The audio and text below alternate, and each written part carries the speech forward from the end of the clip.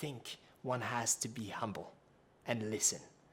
For me, the greatest strength of leadership is an ability to hear what people have to say, what kinds of problems they face, and work with them, including through questions, to understand what kinds of solutions we could together bring forward. That is the kind of leader that I want to be, an inclusive leader, a humble leader, and one that listens.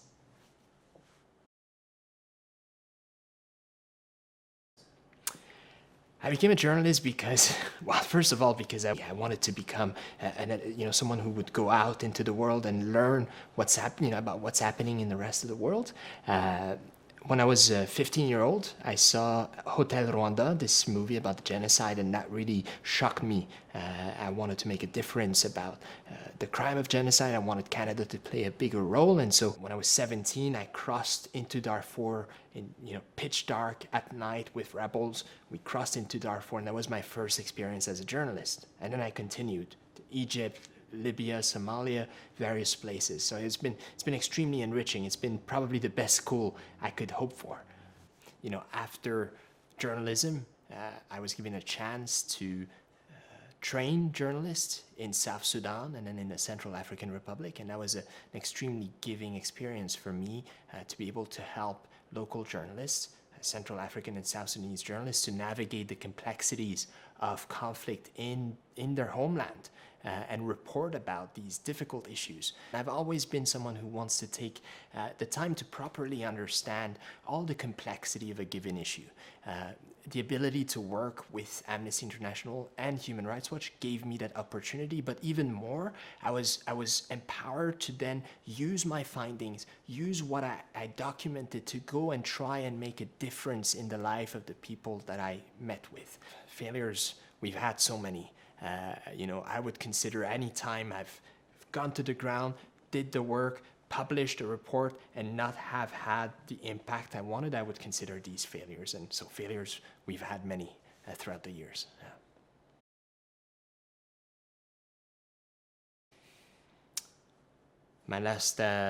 My last trip to report on human rights issues was in Ukraine. Станьте з захисної споруди або заховайтеся на місцевості. Дотримуйтесь. I was awake when the war started, and I was called at 3 a.m. By my colleagues who had just gotten into Kyiv, and they asked me if I could bring my flak jacket and my helmet down to Warsaw to help another colleague cross into Ukraine, and so we did that. And that was traumatic and difficult. We crossed in the middle of the night the Polish-Ukrainian border, made our way into Lviv, and then we met with people who had not experienced war since the Second World War, who had seen their whole lives and stability taken to pieces by events much bigger than themselves. And that was a powerful reminder to me that we cannot take anything for granted. Whether one lives in a stable place or not, this is an unstable world. And it's a world full of surprises, and we have to be ready to face them. The problems that Canada faces right now and will face in the future are not purely or solely Canadian problems. They're problems that most Western societies are faced with. There are also problems that the rest of the world are faced with. The climate crisis is a global issue. And if we are to fix it, we need to work collectively with other nations in order to do that. We've been lucky enough in Canada to be geographically isolated. We have so much resources, so much good people around, that sometimes I think we take things for granted. We take the stability of our institutions, our democracy for granted, and I've seen how dangerous that can be.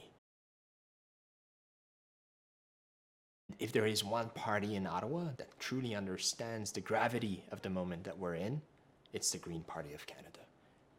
I want Canadians to look at the Green Party at the next election and think, this is an option I want to join. This is an option I can root for, because it is a credible, actionable, and effective option.